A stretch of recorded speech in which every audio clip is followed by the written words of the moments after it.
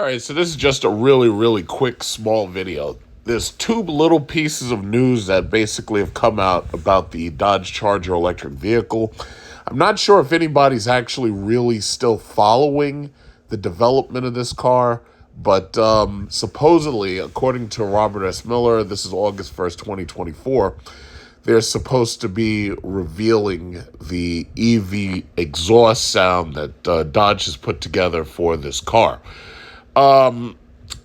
So basically, I'm not going to read the whole thing. It says, in the evolving landscape of electric vehicles, Dodge is gearing up to make a significant announcement at the upcoming Roadkill Nights event.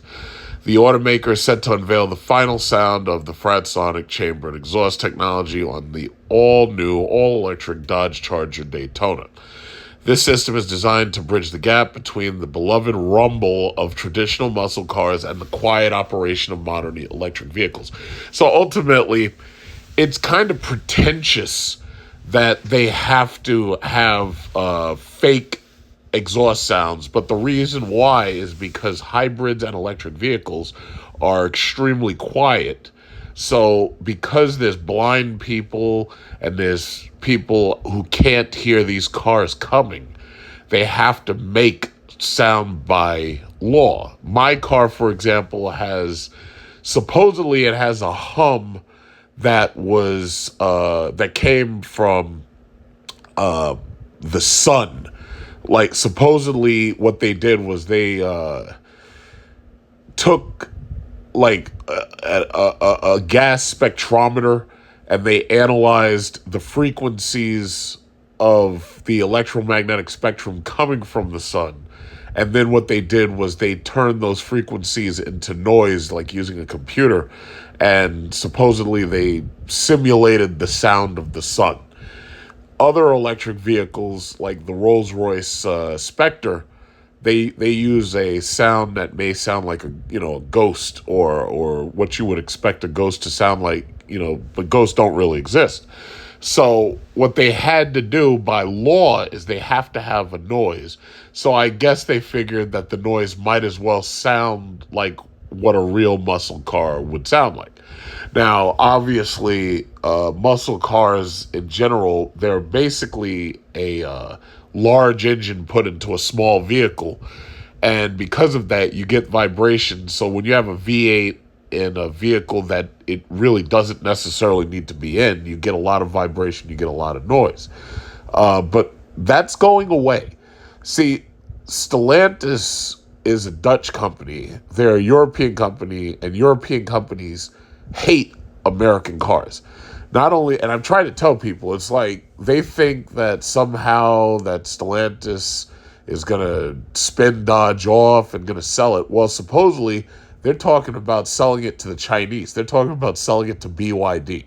Now, we don't know if that'll actually happen, but I do believe that if Dodge was sold to the Chinese, I really believe that a lot of people who normally would buy a Dodge wouldn't want to buy it because now, they'd be insulted, oh yeah, your car is made in China, but you got to understand, the future of most of these vehicles, especially electric vehicles, the future really is made in China. And if it's not made in China, it's going to be made in India.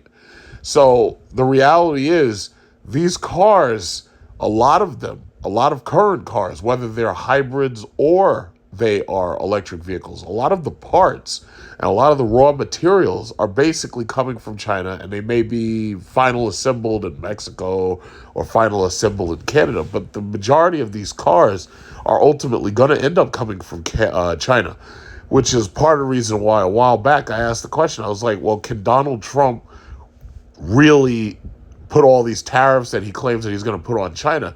Because I've heard some people argue, economists, that, protectionism doesn't work. And the reality is, now you saw that I just came back from Southeast Asia. I was in Singapore and I was in Bali. All over Singapore, all over Bali, all you saw was Chinese-made vehicles. I mean, yes, there were Toyotas, there were Hondas, but for the most part, most of those vehicles are Chinese. Sorry, I have a little cold. Most of those vehicles are Chinese made. And the reality was, I rode around in a lot of these different Chinese vehicles, mostly by like Wuling and MG. And I noticed that they really felt like cheaper versions of Toyotas. I don't know what their long term reliability is, but the reality is, if you're dealing with economic problems, you may not have a choice as to whether you can afford something or not. So you may end up having to go with the thing that you can afford, even if it's from a company you don't like. For example, I have an uncle, and he has a Toyota Camry, like a 1992 Toyota Camry, and he hates having to drive in that car, but for the time being, he has to drive in that car, and he hates it. But the thing about it is, the car's got over 200,000 miles on it, and it's still going. And the reality is, like here in New York, you see a lot of 92 and those model year, you see a lot of those Camrys. And if you can't afford the insurance rates on these new cars, or you can't afford the finance rates on these new cars, you may have no choice. I have friends who, they've been forced to drive cars that they really don't want to drive because they don't make a lot of money, or they don't make enough money to afford the rates and the insurance rates on these new cars. It is what it is. So they're saying that they're supposed to unveil the sound for this thing. I haven't heard it yet. I'll be out listening for Roadkill Nights, and I'll, maybe report back on it later. But the other thing that is worth talking about is the pricing for this car. All right, so this is the pricing for the 2024 Dodge Charger. And if you had guessed that this car was going to start close to $70,000, you weren't wrong. They're saying that the 2024 Charger is going to, as you can see, it says electric drive motors, FR offset, 1-speed gearbox, leatherette seats, global black. They're saying that this thing is supposed to have a black top package, sun and sound package, plus group, heated front seats, heated second row seats, blind spot, and cross path detection. So this is the basic model. And what I've noticed is Stellantis with the Jeep Grand Cherokee, I noticed Stellantis, to their credit, they did their best to put in a lot of basic features, specifically adaptive cruise control, basically got made a standard feature in the Jeep Grand Cherokee. Here's the problem, though. They want close to $70,000 for this thing, $68,570. Will there be a cheaper model? I really don't think so, but they're saying that this is supposed to be the R&T all-wheel drive. Now, could they go cheaper? Well, it's possible that they could go cheaper, but I really don't think they're going to. So let's assume that there is no markup on these things. But we all know there's probably going to be a dealer markup because the dealers right now are severely hurting. When you pass by these dealers, you see so many of these cars sitting there. And we all know that the reality is the interest rates are so high on cars right now that a lot of people can't afford to buy. And, people's pockets are hurting because they're spending so much money on everything else. See, this Bidenomics bullshit hasn't worked. That's why all these people getting excited about Kamala Harris. Yeah, there's a possibility she could win in November, but the reality is Kamala Harris still has to answer for the Biden-Harris economy. Now, she'll try to say, oh, well, I had nothing to do with it. It was all Biden. To which I would say, well, you've been in office next to Biden for, 3 years? What have you done? They wanted to say that she was in control of the border, but she stepped away from that. Oh, I wasn't a border czar. And I was like, wait a minute. I heard that you were the one who was supposed to be watching after the border. So if you haven't been doing that and you haven't been, making the economy better, then the question is, what have you been doing? So I can't come up with anything. So she's going to have to answer for that. Now, in fairness, I understand that the Federal Reserve is actually the ones responsible for setting interest rates where they are. And I also understand that by printing money, the government has put us into this situation with inflation. Now, I don't know exactly who to blame over insurance rates going up so high, but supposedly the insurance rates have been rising because they say that electric vehicles are to blame because they are more likely to do serious damage to other cars. And they also say their weight has put them in a different class almost, where they're more likely to, total other vehicles, and they're also more likely to require expensive repairs. Now, as an electric vehicle owner, which allows me to, actually speak about it with some authority, I understand that yes, these things do have a higher insurance rate. Yes, they would be more expensive to repair, especially because these are brand new platforms, these are brand new vehicles with brand new parts. So these are basically all luxury vehicles. There's nothing cheap about them.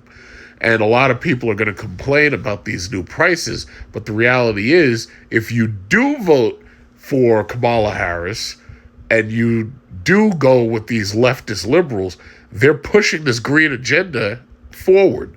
They may have backed off on it now, but you already know once you give a mouse a cookie, it's going to want a glass of milk. These people are going to continue with the green agenda. They're going to absolutely continue with it. Now, me personally, I'm done with Dodge. I don't give a fuck. So if Stellantis goes bankrupt tonight, it doesn't make much of a difference to me, with the exception of me having to sell my Stellantis stock. I bought FCA a long time ago, so I got in when it was dirt cheap, and it changed to Stellantis. I got good returns off of it, plus it still paid a dividend. But right now, Stellantis' stock has hit, I think, the 52-week low, because obviously all of the automakers are hurting because they can't sell their cars to people who can't afford their cars or the insurance rates. So they've made a pretty big mess over here. Just a really big mess. Now, really quickly, the 2024 Scat Pack model is going to start at $82,170, right? That's its MSRP. So obviously, that's the one that's going to have all of the actual stuff in it. That's the one that's going to have all the goodies. So as you can see, it says heated front seats, heated second row seats. It says wide body competition suspension, adaptive dampening suspension, blind spot cross path detection, brake calipers are going to be red. It says drive experience recorder, so that means it's going to have cameras in it that, record what you're doing. You probably have to have an SD card, or you probably have to have a USB drive so it can record stuff onto it, just like the Teslas. Let's see, what else? It says leatherette suede performance seat, so it's going to have the better version of the interior. Also, you see 1-speed gearbox, and it has 400-volt architecture. Now, people who don't have an electric car or haven't studied up on it really don't understand what 400 volts versus 800-volt architecture means, because supposedly they're supposed to come back with the SRT Banshee models, and those are supposed to have basically fully loaded. They're supposed to be 800-volt architecture. Well, basically, my car is a 400-volt architecture, and what it basically means is that there's a battery pack in there, and when you charge the car is charging that battery pack. But the 800-volt architecture is basically going to have a split battery pack, and when you charge the car, it charges both battery packs simultaneously. It also means that it means that there's a higher voltage main battery pack in the car. Now, the thing about it is the legacy technology, such as the window switches, the air conditioner, all that legacy technology that they share between cars, you don't need 800 volts to run that stuff. So the issue that the industry has right now is, how do you run the car with a very high voltage battery pack and you have to also end up having a 12-volt battery pack in the car, just like the current cars do, because the legacy technology runs off of the 12-volt, while moving the car runs off of the high voltage battery pack. So some of the newer electric vehicles that have been made, especially like you keep hearing about BYD, the Chinese automaker, some of these newer cars, they are able to run everything off of the high voltage battery pack and still have multiple battery packs have an 800 or 900 volt system. And Elon Musk, for example, one thing I like about him is, even though he's an asshole and he's a troll, he actually published a book to give out to all of these dealerships. Well, I shouldn't say dealerships, but to give out to all of these other automakers to show them how to make 800 volt architecture and how to make it work. Because as you know, Tesla's really a software company that happens to make cars. They're also an energy storage company that happens to make cars. So they know about this stuff. They've been making these Teslas since 2010, 2011, 2012. That's when the Model S came out. They've been making these things for a long time. So they know how to do it. And they know how to do it inexpensively, and they also know how to do it safely. Bottom line is this. This car is going to start close to $70,000 when you basically it's over $70,000 when you factor in tax, and it's going to quickly go up to the Scat Pack is $82,000. Now, compare that to today's prices. The starting price for one of these cars is somewhere around $40,000, and it quickly escalates, especially, if you get like a Hellcat, quickly goes to like close to $100,000 because they raised prices around 2021 after the pandemic. The Scat Packs are somewhere around 50,000 or 60,000 or something like that. The bottom line is the gas engine technology is cheaper. But here's the problem. The gas engine technology is going away. Now, I don't think they're going to get rid of gas engines entirely, but what they are doing is killing the V8. They don't want V8s anymore. They are force inducting everything because that's Europe's way, is putting freaking turbochargers and everything. Turbochargers have their place, but my problem is when you take a small engine and you make it work harder, you are shortening its lifespan. With the V8s, you have a large engine, and if it's a naturally aspirated V8, it's basically a large, inefficient engine. No matter how you slice it, it's inefficient, based on ancient technology, but people want it because it stands out and it's different. All of that's dead. So Dodge is killing the V8. They are killing the Hellcat. All that stuff is gone. They're not making those things anymore. Stellantis has fired the team, or they've gotten rid of, or dissolved, I should say. They've gotten rid of the team that would have been coming up with new V8 engine technology. It's not happening. And a lot of these YouTubers, I keep hearing them, there's always a possibility. It's not coming back.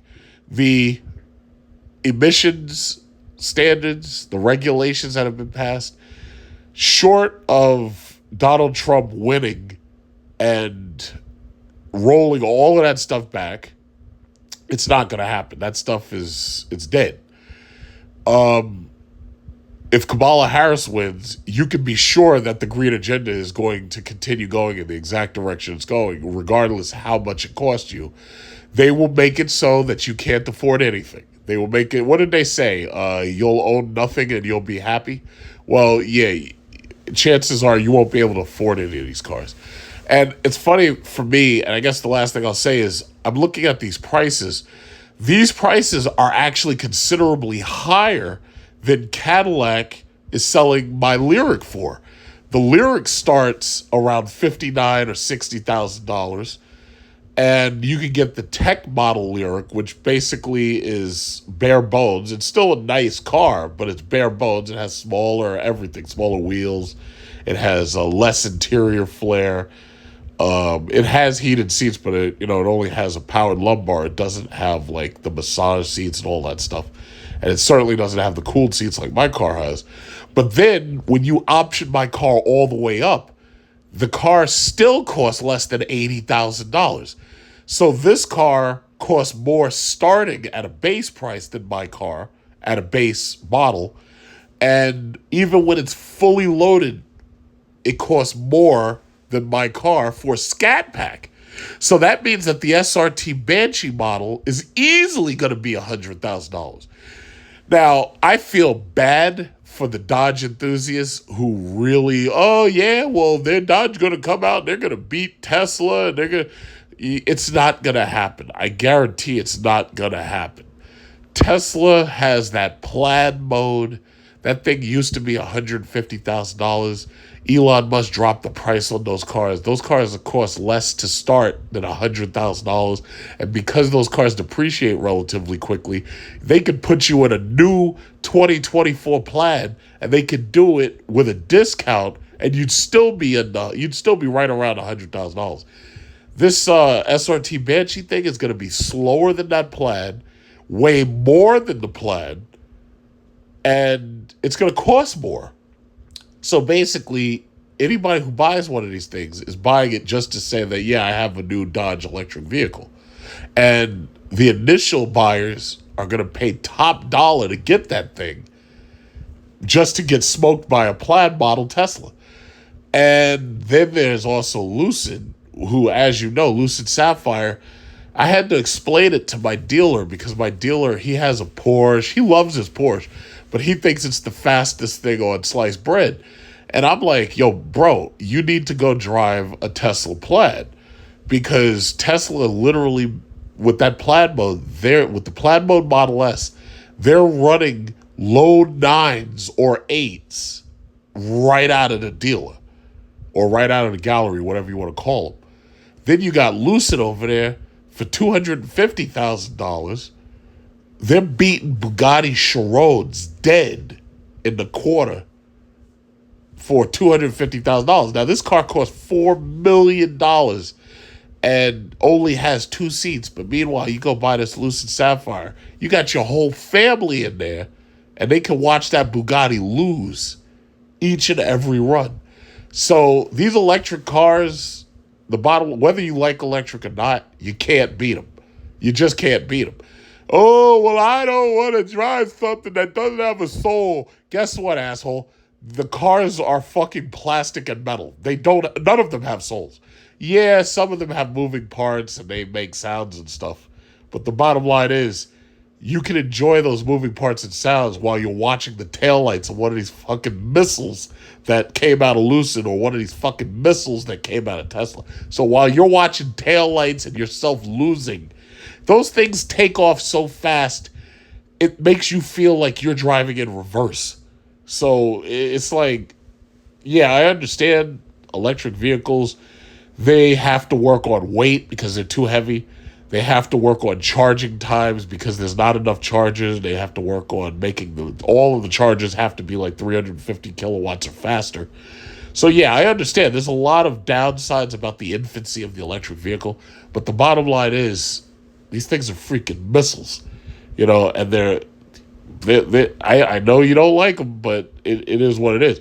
And even if you don't like them, the simple fact is the cost of them is causing the insurance rates to rise on everything else. So wherein you used to be able to walk into a dealer and say, oh yeah, well, I'm just going to buy this Hellcat and I have shitty credit, so I'm going to buy this Hellcat for 72 months and it's going to cost me $1,500 a month because I have shit credit and I have a 10% loan or 11% loan. You can't even do that anymore simply because the insurance is so high that if you try to buy one of those cars and it's like $1,500 a month, your insurance is going to be $600 or $700 a month. Most people can't afford that. Or most people who would afford that, they'd rather spend that on a Mercedes. And I don't blame them. A E-Class, a C-Class, a CLA, a CLS. You could buy one of those cars cheaper than you could buy one of these damn Dodges. So Stellantis has basically killed Dodge. They are about to sell off Chrysler. I saw that coming because they ruined Chrysler. Chrysler has nothing but like the Pacifica minivan. That woman that they have, her last name is Fuel. I don't know where she got that last name from. Her last name is Fuel.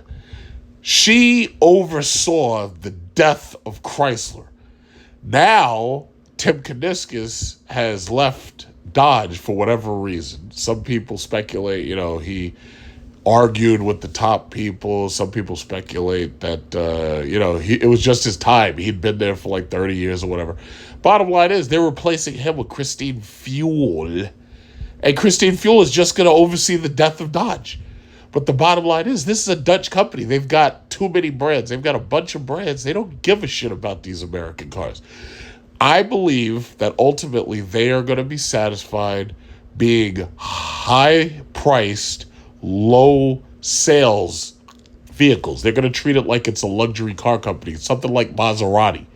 When Maserati moves 1,000 cars, they're clapping. Dodge was moving way more cars than that.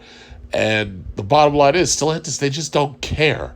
And I really believe that they first of all, they hate American cars, but on top of that, they don't give a shit about Chrysler and Dodge. They want to kill them off. Only this time when they kill them off, it'll be for good. Because without V8s and without specific standout vehicles, there's no reason for them to even exist. There's just no reason for them to exist. If they're not doing something different, there's no reason for them to exist. So making a car that looks like a 69 Dodge Charger and giving you a 4- or 2-door variant is lazy. But they don't care. Not having VA, oh yeah, well, they're going to make a twin turbo 6 and people are going to swap the engine out. How much money is it going to cost for you to find the Hellcat engine to swap out with a twin turbo 6, and you don't even realize whether or not you'd even be able to do that because of this new platform and its new design? The answer is that's probably not going to happen, and chances are you can't afford it. So the reality is, yeah, there may be like a couple of those television shows that try to do some shit like that, but I just don't see it happening. And even if they do it, it's like you're going to be stuck with a vehicle that's unbalanced, not designed to be what it is, and you're going to end up just like that Chrysler 300 Hellcat in the Bronx that crashed into the side of that gas truck with that young kid driving it. He killed an even younger girl who was in the car with him. You know what I'm talking about because I reported on it a long time ago. But you don't want that because the reality is it's like it'll never work properly. It's unbalanced and it'll be unsafe for you to drive. So the average person can't even hope to afford that. So the used car market is going to be a mess because you're going to have a lot of these old Chargers being turned in. Because the bottom line is, Stellantis is telling you, this is the future. Now, you can stick with the older car, which you probably can't afford because the insurance is high, the gas price is high, blah, blah, blah. But you're going to be stuck with an old-ass car that's falling apart. And anytime you need repairs done on one of those cars, guess who you got to take it to? You got to take it to Stellantis. So if you don't have those extended Mopar warranties, you're going to be paying up the ass just to fix that piece of shit. So it's never going to work. And then you're going to be stuck driving something old. Nobody wants to be stuck driving something old. Yeah, everybody likes the idea of having a classic car, but these are not classic cars. These things are plastic and cheap metal. These things are not classics. When you go to Mopar Fest and you see those old AMC Gremlins and you see those old Demons and you see those old 69, 70 Chargers, yeah, those are classic cars. When you see those old Chevelles and you see those old Boss Mustangs, it's like those are classics. This shit that they're making now, this stuff is designed to be recycled. They make this stuff out of recycled plastic bottles that they fish out of the sea. Most of the interiors are recycled fucking plastic bottles. The metals are coming from China. And that's only because they stole that metal out of American houses, when they go in there, they steal the copper pipes and they steal all the shit out of there, and then they ship it to China, and then China turns it into electric vehicles, and then they ship it back here. So it's like all this stuff is recycled. It's like this is not classic anything. Anybody who thinks that they're buying a Demon 170 and that they're gonna keep it, it's gonna appreciate in value. I don't think you're gonna live that long. Look how long it took for 69 Charger to be what it is now. It's like it's just not gonna happen. You're buying cheap plastic, and it just sucks. It's not good. But that is what it is. So that's all I had to say. I just had to do a little bit of rant. I drove that Tesla Cybertruck. I got to upload that video like right now. It felt like driving a toy, honestly. The Squircle steering wheel, that shit didn't even feel like a substantial. It didn't feel like a real car. It really felt almost like I was a kid and I was driving one of those cheap ass electric toy cars that you get from Costco for your child. That looks like you buy one of those cheap toy cars that looks like a Hummer, and it real like the everything about that car. It just felt like I was driving a. It felt like I was a big kid driving a toy.